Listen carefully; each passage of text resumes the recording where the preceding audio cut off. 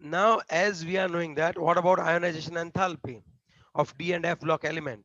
तो सबसे पहले D एलिमेंट की बात करते हैं, Sc। अरे भाई क्या हो रहा है ये आजकल? Sc TVCr Mn फैखोनी CuZn। अब थोड़ा सा सोचो, जब मैं आपको पता था हमारे पास दो चीज हुआ करती थी।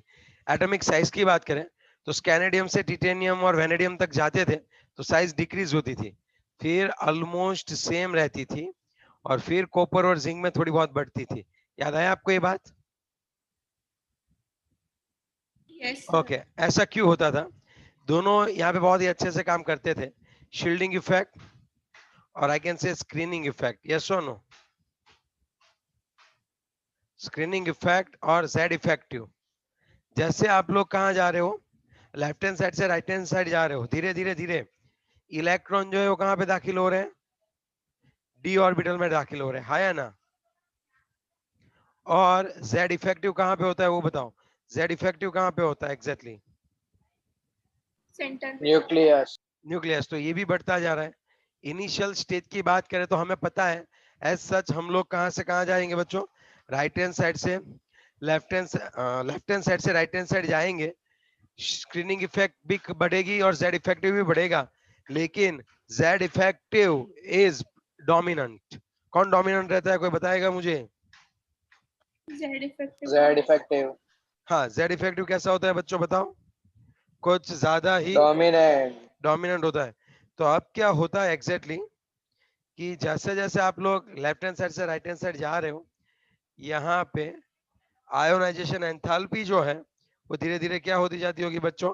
बढ़ती जाती होगी, यस और नो? लेकिन ये बिहेवियर बहुत ही एनामोलस है, एग्जैक्टली आप लोग नहीं बोल सकते बच्चों। Okay, hello? और ऊपर से नीचे जाते हैं तब क्या होता है बताओ? ऊपर से नीचे जाते हैं तब क्या होता है? Ionisation enthalpy. जब ऊपर से नीचे जाते हैं तो आयोनेशन एंथैल्पी क्या होता है? डिक्रीज। डिक्रीज। डिक्रीज होती है। लेकिन आपको पता है कि जो जर्कोनियम और हफेनियम है वो भले ही ऊपर नीचे हो, लेकिन इनों का लेंथेन और कंट्रैक्शन की वजह से यहाँ पे इतनी गिरावट आपको देखने को नहीं मिलेगी, यस और नो? कल बढ़ा था ना लेंथेन और कंट्रैक्शन। यस समझाता सर। हूँ, समझाता हूँ। अब देखो, due to increase in a nuclear charge there is an increase in ionization enthalpy along each series of the transition elements from left hand side to right hand side, yes or no? Ionization enthalpies give much guidance concerning the relative stability of oxidation state. Although the first ionization enthalpy is general increase, the magnitude of the increase in the second, ये तो पता ही है कि अगर आपको पहला electron निकालना है, चलो पहला इलेक्ट्रॉन निकालना है, सपोज स्कैंडियम है, समझना यहाँ पे होता है four s two argon, four s two 3d1, है ना? 21 प्रोटॉन होते हैं और 21 इलेक्ट्रॉन होते हैं। सपोज आप में नहीं, इसमें से 3 इलेक्ट्रॉन थे उसके आउटर मोस्ट में, आपने एक इलेक्ट्रॉन को रिमूव कर दिया, एग्जांपल दे रहा हूँ, आपने एक इलेक्ट्रॉन को रिमूव कर दिया, ये हो गया फर्स्ट आयोनाइजेशन एंथैल्पी, पहले इलेक्ट्रॉन को रिमूव करने के लिए जो एनर्जी चाहिए वो। लेकिन यहाँ पे अभी 21 प्रोटॉन रहेंगे और इलेक्ट्रॉन सिर्फ 20 इलेक्ट्रॉन ही होंगे, तो यहाँ पे affective nuclear charge will blank, क्या होगा बताओ? अफेक्टिव न्यूक्लियर चार्ज क्या हो जाएगा? इंक्रीज। इंक्रीज हो जाएगा। अब यहाँ से इलेक्ट्रॉन निकालने के लिए बहुत ही ज्यादा एनर्जी देनी पड़ेगी। अगर यहाँ से भी इलेक्ट्रॉन निकाला तो लास्ट में 21 प्रोटॉन तो उतने ही रहेंगे, 19 इलेक्ट्रॉन हो जाएंगे, अट्रैक्शन बहुत ज्यादा रहेगा, समझ रहे हो बात? तो अब तीसरा इलेक्ट्रॉन निकालने के लिए और भी ज्यादा एनर्जी देनी पड़ती है। अब समझ सकते हो मेरी बात, यस और नो? Yes sir. तो अब क्या होगा वो बताओ चलो।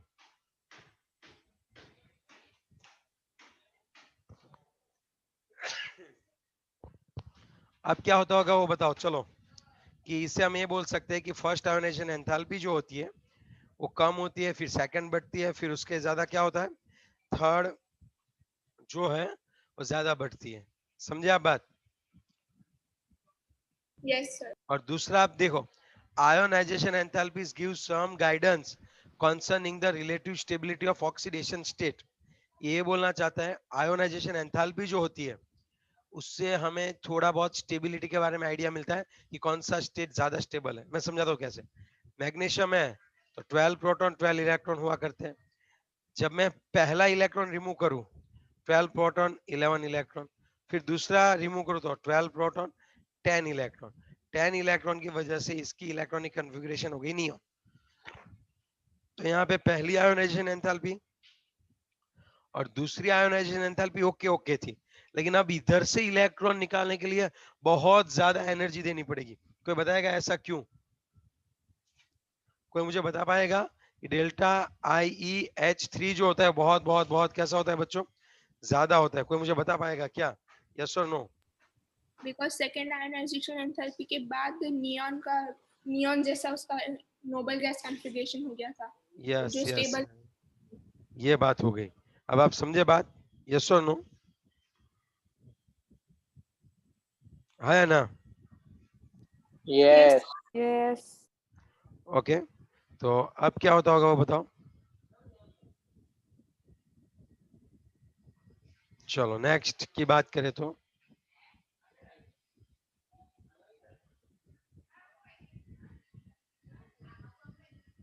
चलो अब बताओ क्या है नेक्स्ट वन।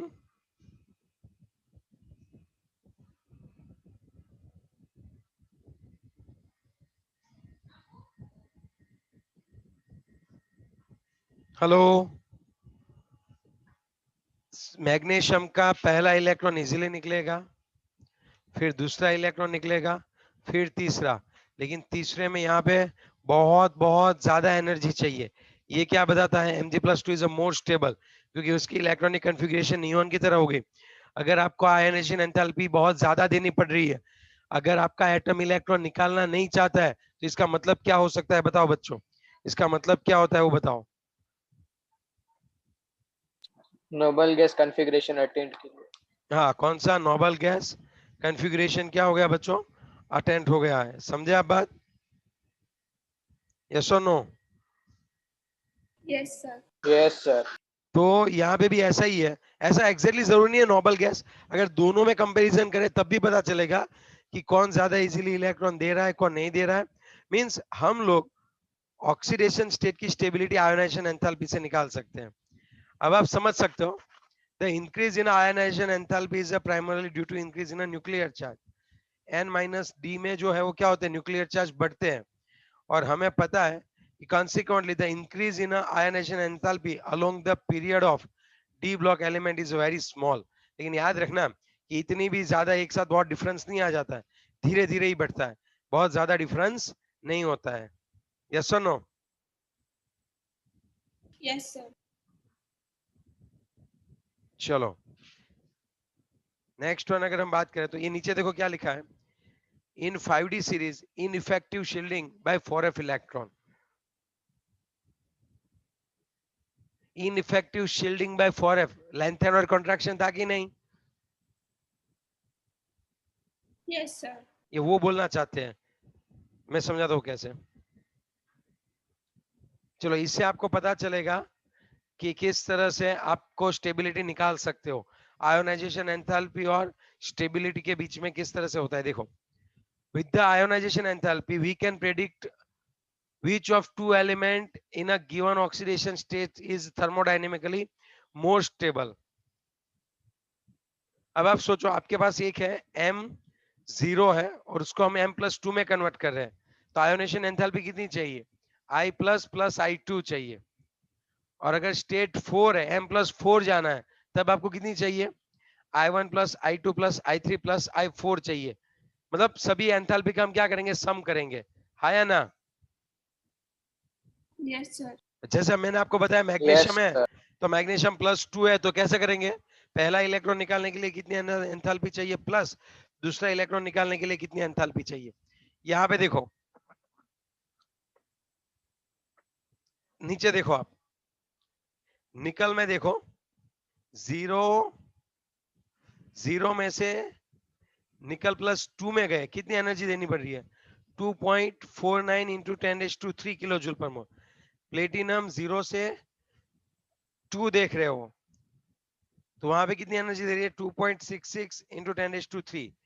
लेकिन प्लेटिनम देखो 4, देखो आप प्लेटिनम 4 में देखो, पीटी 0 से पीटी 4 में कन्वर्ट हो रहा है, तब एनर्जी देखो 9.36 इंटू 10⁻³ है।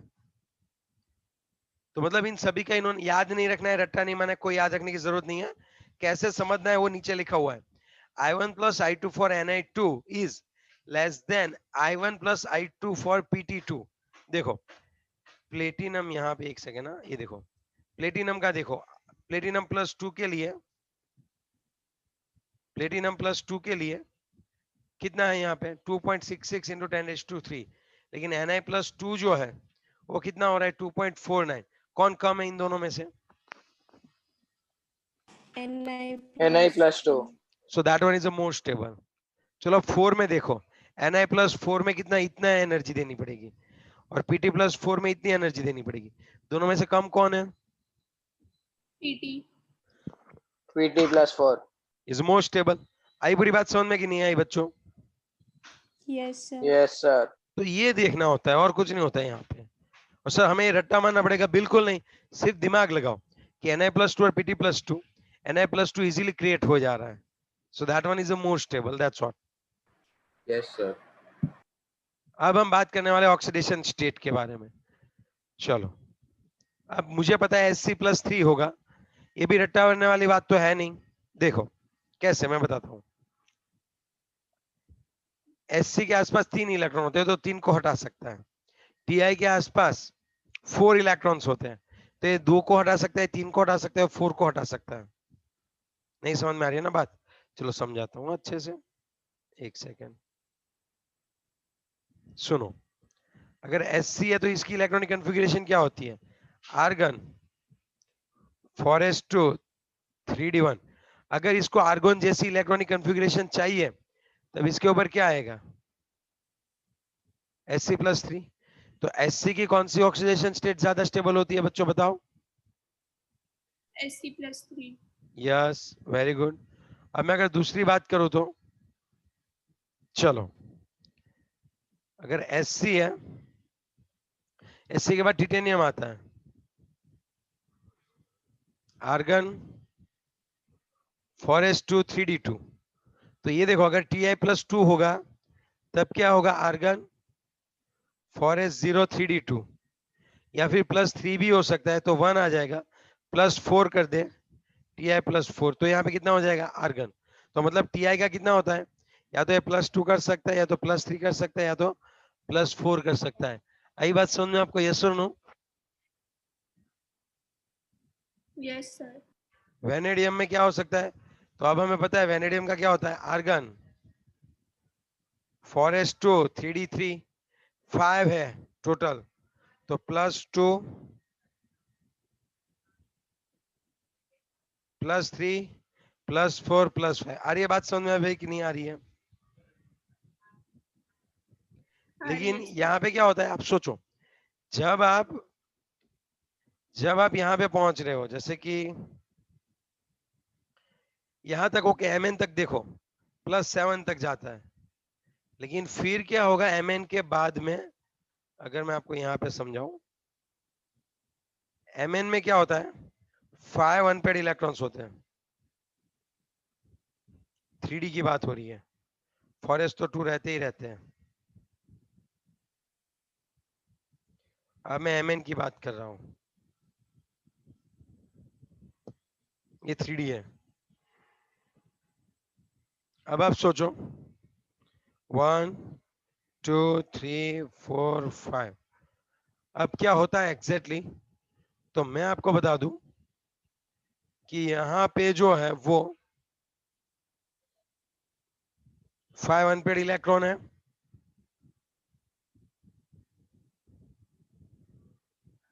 Yes sir. फिर अगर आयन आएगा, आयन, तो यहाँ पे अनपेड इलेक्ट्रॉन कम हो जाएंगे। समझ रहे हो बात? 4 ही है और ये 2 6, तो ये 6 तक जा सकता है, लेकिन आयन मोस्टली +2 +3 ही रहता है। अब समझे बात? तो आयन में +2 Fe+2 हो सकता है, Fe+3 +4 +6 तक जा सकता है, लेकिन मेनली +2 +3 होते हैं। अब से ये जो है ना कोबाल्ट, निकल, कॉपर, जिंक, इनमें +7 तक नहीं जाएगा, इनमें +1 +2 और मैक्सिमम +3, बस बात खत्म। और मोस्टली ये निकल, कॉपर और जिंक ये +1 से +3 में ही आ जाते हैं। क्यों? अब देख, जैसे अनपेड इलेक्ट्रॉन क्या होते जाएंगे, जैसे जैसे आगे बढ़ोगे अनपेड इलेक्ट्रॉन क्या हो जाएंगे, कम। यहाँ पे देखो कोबाल्ट 2 3 4, निकल 2 3, 1 2 1, दैट्स व्हाट। तो ये होती है सभी ऑक्सीडेशन स्टेट। किसकी ऑक्सीडेशन स्टेट कौन सी ज्यादा स्टेबल है? अब सपोज आयन है, आयन, तो आयन की 2 ऑक्सीडेशन स्टेट है, +2 में भी मिलता है और +3 में भी मिलता है। तो सामने कौन है, कौन सा आयन स्टेबल होगा ज्यादा, दोनों के लिए कितनी इलेक्ट्रॉनिक कॉन्फ़िगरेशन है, वो सब हमें देखना पड़ता है। समझे बात? यस और नो? Yes sir. चलो देखते हैं। अब आप देख सकते हो, stability of a particular oxidation states depends on the nature of the element with which the transition metals from the compound. वो किसके साथ कंपाउंड बना रहा है वो भी तो मान्य करता है। हाँ बोलो। अक्षर को ऐड करो।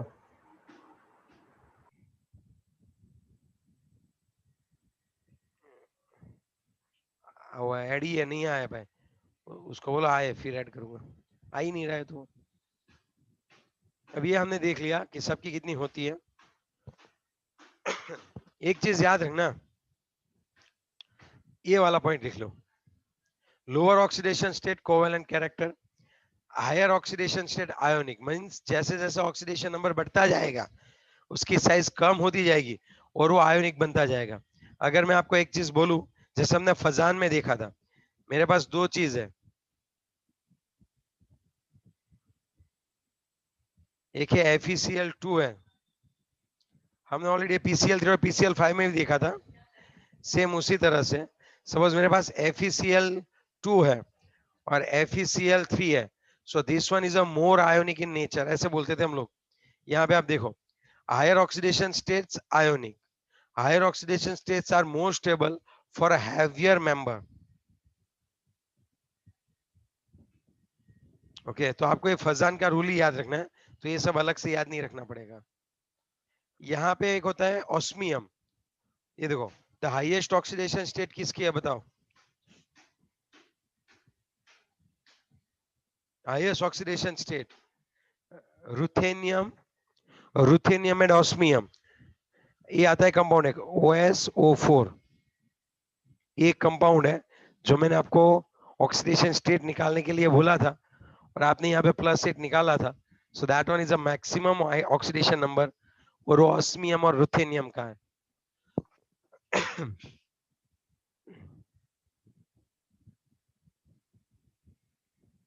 लो ऑक्सीडेशन स्टेट्स आर फाउंड, देखो स्टेबिलिटी कब ज्यादा होती है, हायर ऑक्सीडेशन स्टेट होता है ना तो स्टेबिलिटी ज्यादा होती है, लेकिन कई बार कोई एडिशनल फिनोमिनन की वजह से भी स्टेबिलिटी बढ़ सकती है। मैं बताता हूँ एग्जैक्टली क्या बात है, अभी वहां तक नहीं पहुंचे बच्चे, एक सेकेंड। बात ये बन रही है कि यहाँ पे जो है, यहाँ पे जो है हायर ऑक्सीडेशन स्टेट वाले ज्यादा स्टेबल होते हैं, लेकिन कई बार जिसका ऑक्सीडेशन स्टेट 0 है वो भी स्टेबल होते हैं और उसके पीछे कोई रीजन होता है। मैं समझाता हूँ कैसे।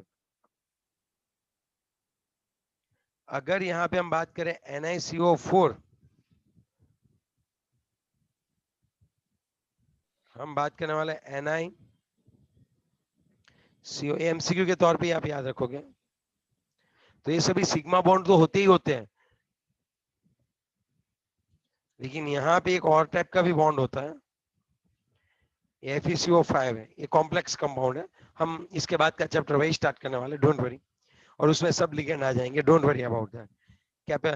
Capable ligands. ओके, मींस कि जो इलेक्ट्रॉन कैपेबल लिगेंड्स मींस जो इलेक्ट्रॉन पेयर को डोनेट कर सकते हैं बच्चों, उसको हम लोग कैपेबल लिगेंड बोल सकते हैं। अब बात क्या होती है, कार्बन मोनोऑक्साइड में क्या होता है, ये जो कार्बन मोनोऑक्साइड है वो आपने देखा ही होगा कि यहाँ पे उसका स्ट्रक्चर कुछ इस तरह से होता है और सामने यहाँ पे निकल है, तो निकल में भी डी ऑर्बिटल्स एम्प्टी होती है 3d, और सीओ में लॉन पेयर ऑफ इलेक्ट्रॉन्स होते हैं। तो कई बार ये लॉन पेयर ऑफ इलेक्ट्रॉन्स जो होते हैं, जो यहाँ पे होते हैं लॉन पेयर ऑफ इलेक्ट्रॉन्स, और वो लॉन पेयर ऑफ इलेक्ट्रॉन्स अच्छे से समझना बच्चों, जो कि समझने वाले, इसके बाद लास्ट वाला पॉइंट, लेकिन अभी से समझो कि ज्यादा ऑक्सीडेशन स्टेट स्टेबिलिटी ज्यादा, लेकिन यहाँ पे तो इन दोनों का ऑक्सीडेशन स्टेट पूरा 0 है, फिर भी ये कैसे स्टेबल है। यहाँ पे सिग्मा बॉन्डिंग तो होती है, ये यहाँ पे देखो इन दोनों के बीच में एक सिग्मा बॉन्डिंग तो होती ही होती है, लेकिन साथ ही साथ यहाँ पे इसकी जो 2 पाई ऑर्बिटल्स होती है, पाई स्टार पी ऑर्बिटल जो होती है, पाई स्टार पी जो होती है, उसमें भी इलेक्ट्रॉन क्या करते हैं, घूम सकते हैं। उसकी वजह से ये बैक बॉन्डिंग बनाते हैं, पाई बॉन्ड बनाते हैं। तो सिग्मा के अलावा पाई इलेक्ट्रॉन एक्सेप्ट करके एक बैक बॉन्डिंग बनाते हैं, जिसकी वजह से स्टेबिलिटी बढ़ती है। याद रखना ये बात कि यहाँ पे सिग्मा के अलावा ये जो होते हैं सीओ के इलेक्ट्रॉन निकल में घूमते रहते हैं, समझे बात, सीओ के इलेक्ट्रॉन मेटल में घूमते रहते हैं, तो वहां पे एक बैक बॉन्डिंग बनती है जिससे स्टेबिलिटी बढ़ती है बच्चों। ये वाली बात अच्छे आगे और अच्छे से समझने वाले हैं, अभी जितना समझ में है उतना समझो, आपको टेंशन नहीं है। ओके डन, आया ना।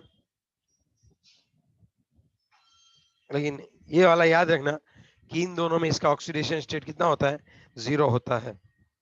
और दूसरी एक बात बताना चाहूंगा, जैसे जैसे ऑक्सीडेशन स्टेट बढ़ता है, जैसे KMnO4 है और यहाँ पे K2Cr2O7 है, तो यहाँ पे Mn का ऑक्सीडेशन +7 है, यहाँ पे ऑक्सीडेशन स्टेट +6 है।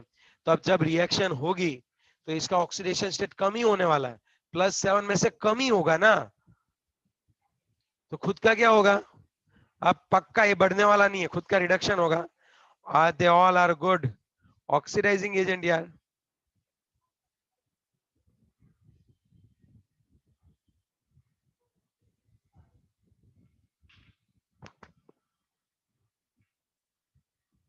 बच्चे अगर मैं अपनी स्टेबिलिटी की बात करूं तो कोई एक फैक्टर से हम नहीं बता सकते, मोस्टली तो ऑक्सीडेशन स्टेट भी होता है, लेकिन कई बार कोई ऐसे भी फैक्टर्स होते हैं जिससे स्टेबल बना जा सकता है। स्टेबिलिटी कोई एक चीज पे डिपेंड नहीं होती है, सबका कॉम्बिनेशंस लेना पड़ता है बच्ची, समझी बात, यस और नो। Yes sir. अब बात sir. समझो कि रिडक्शन जो है, अब ये +6 है तो ये कम ही होने वाला है, तो रिडक्शन ही होने वाला है। तो अगर आपके ये जो ट्रांजिशन एलिमेंट का ऑक्सीडेशन स्टेट मैक्सिमम है, तब आप समझ लो कि they will act as a good oxidizing agent. तो कौन कौन सी आपने चीजें याद रखी बच्चों, अच्छे से वापिस एक बार रिवाइज करते हैं। ऑक्सीडेशन स्टेट में ये वाला एमसीक्यू के लिए बढ़िया है, ये वाले जो पॉइंट्स है मैंने छांट छांट के मतलब निकाले हुए हैं, ये वाले जो पॉइंट है वो एमसीक्यू के लिए बहुत ही इंपॉर्टेंट है, समझे आप बात। चलो next one, trends in higher oxidation state, कि भाई कौन ज्यादा जो है वो ऑक्सीडेशन स्टेट निकालता है। तो मैंने आपको बताया कि यहाँ पे देखो +1 से लेके +5 तक जाओ, +2 सब में देखने को मिलता है। यहाँ पे देखो आप +2 +1 सिर्फ एक ही जगह पे देखने को मिलता है, कौन सा बताओ, +1 सिर्फ एक ही जगह पे मिलता है, बताएगा कोई, Copper. कॉपर।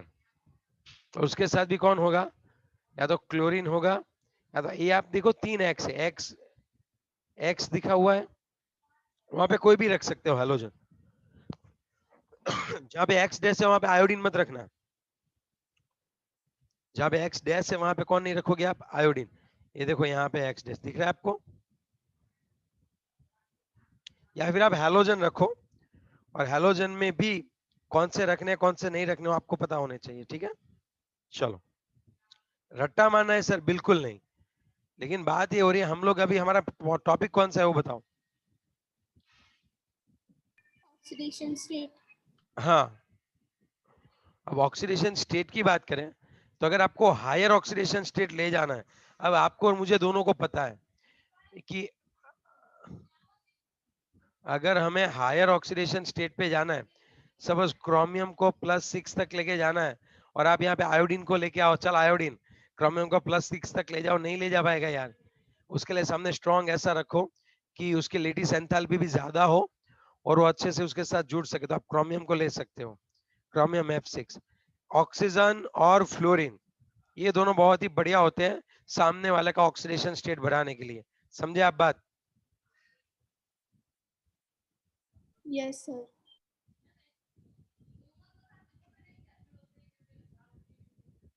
अब देखो यहाँ पे +6 है, +6 कौन दिखाता है?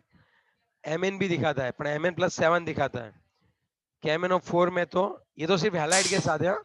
ये सिर्फ और सिर्फ हैलाइड के लिए बात हो रही है। तब आपको पता होना चाहिए कि ये सभी जो है वो बहुत ही ज्यादा दिखाते हैं। बाकी ये जो है कोबाल्ट, निकल, कॉपर, जिंक ये सबको +2 में ही राजी है ना? समझे आप बात? Yes sir. और यहाँ पे +1 तो Cu2I2, Cu2Cl2, Cu2Br2 होता है। ओके, तो ये हैलाइड्स है जिसमें हम देख सकते हैं कि ये मिले जाते हैं, लेकिन रट्टा मारने की कोई जरूरत नहीं है बच्चों। याद रखना है कि क्रोमियम +6 मिलता है CrF6।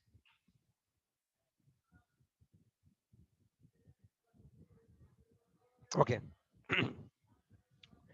अगर Mn के लिए आपको +7 तक जाना है, KMnO4- है ना? यस और नो? Yes sir. और इसके साथ ये भी देखो MnO3F, इसमें भी +7 है। ओके, दो ही ऐसे है जो +3 दिखाते हैं, सिर्फ दो ही ऐसे है जो +3 दिखाते हैं। जैसे मैं आपको बताऊं, ऊपर जाए तो ये देखो +3 में मेनली ये दो ही है जो +3 दिखाते हैं हैलाइड्स में। कौन कौन से? Fe और जो स्टेबल है, हाँ स्टेबल दिखाते, लिखने के लिए तो लिखे हुए हैं। स्टेबल कौन है? FeX3 एंड COF3, ये दोनों +3 है जो स्टेबल है।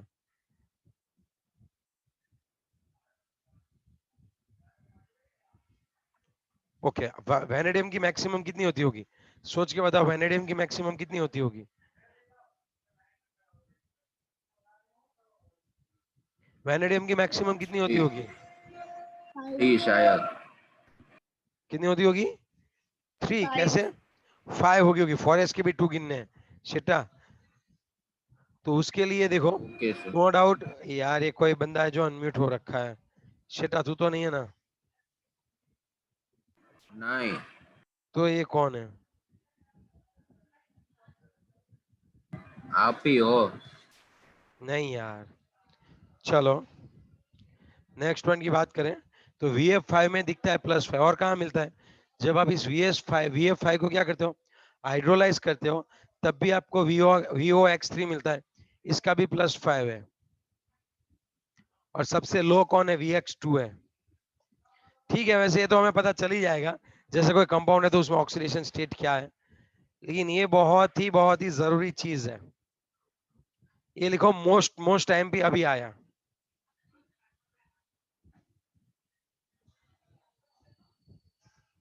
देखो बात ये बनती है, कई बार क्या होता है, copper +2 halides are non except the iodine in this case।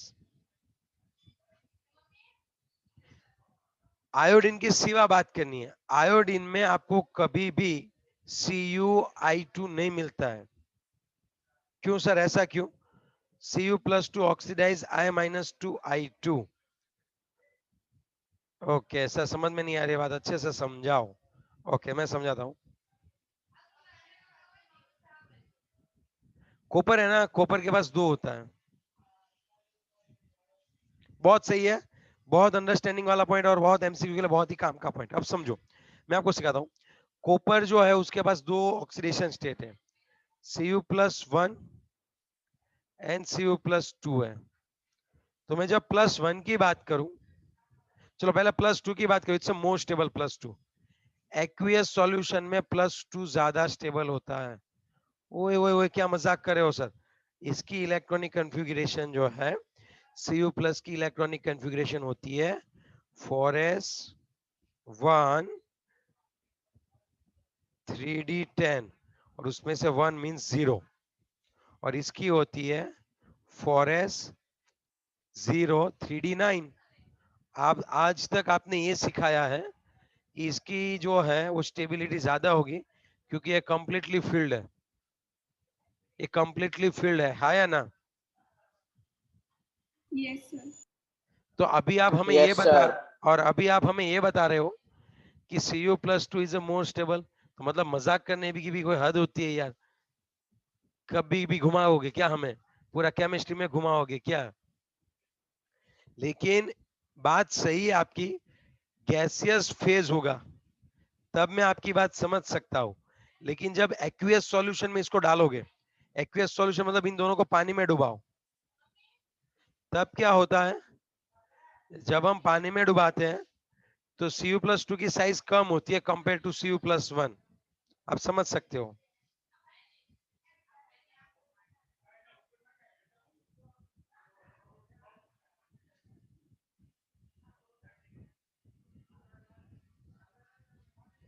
Cu plus one, Cu plus two. अब थोड़ा सा समझो, Cu प्लस वन बड़ा होता है, Cu प्लस टू कम होता है, तो यहाँ पे हाइड्रेशन एंथैल्पी इज मोर। इसके आसपास जो हमारे सॉल्वेंट के जो मॉलिक्यूल्स हैं वो बहुत ही अच्छी तरह से क्या हो जाएंगे, पूरी इसको कवर अप कर लेंगे। इससे जो करेंगे उससे ज्यादा अच्छे से इसको कवर अप कर लेंगे। आप समझ रहे हो बात? तो हाइड्रेशन एंथैल्पी यहाँ पे ज्यादा होती है and due to this hydration enthalpy Cu plus two जो है वो कैसा रहता होगा बताओ? Stable. यस, तो ये चीज आपको याद रखनी है कि दो इलेक्ट्रॉनिक कॉन्फ़िगरेशन ऐसे गैस में, सही बोले आप, Cu प्लस वन ज्यादा स्टेबल होता है, लेकिन जब एक्वियस मीडियम की बात करें तब हमारे यहाँ पे कौन ज्यादा स्टेबल होता है बच्चों बताओ? Cu plus 2. Cu plus to. और हम बात करें Cu प्लस वन और टू में, तो अब आप सोचो Cu में से Cu प्लस वन और Cu प्लस टू है तो एक्वियस मीडियम में CuCl2, CuBr2 एंड CuF2 आपको मिल जाएंगे, लेकिन आपको कभी भी CuI2 नहीं मिलेगा बच्चों, कभी भी नहीं। क्यों? CuI2 में क्या होता है कि जो Cu प्लस टू है जब वो I माइनस के नजदीक आएगा तो Cu प्लस टू खुद ही I माइनस को किसमें कन्वर्ट कर देने वाला है? I2 में कन्वर्ट कर देगा। वो खुद ही उसको किसमें कन्वर्ट कर देने वाला है बच्चों? उसको किसमें कन्वर्ट कर देगा? I2 में। जैसे Cu प्लस टू और I माइनस एक दूसरे के नजदीक आए तो खुद का रिडक्शन हो जाएगा Cu टू I2 में और वो सामने वाले को I2 में कन्वर्ट कर देगा। इसका रिडक्शन हो जाएगा Cu प्लस वन में और ये हो जाएगा I2 में कन्वर्ट हो जाएगा। अब समझे पूरी बात मेरी? यस और नो? हेलो? Yes. तो याद रखना ही है बात कि why Cu2I2 is not available। तो बताना है कि जब भी Cu प्लस टू के आसपास पास भी I माइनस आया तो Cu प्लस टू खुद रिड्यूस हो जाता है Cu प्लस वन में और I माइनस को कन्वर्ट कर देता है I2 में। That's the main point. चलो रिजॉइन करते हैं, लेकिन ये लास्ट वाली स्लाइड बहुत इंपॉर्टेंट है। नेक्स्ट लेक्चर में अभी जस्ट वापस रिवाइज करवाता हूँ, रिजॉइन हो जाओ, चलो फटाफट रिजॉइन कर लो बच्चों।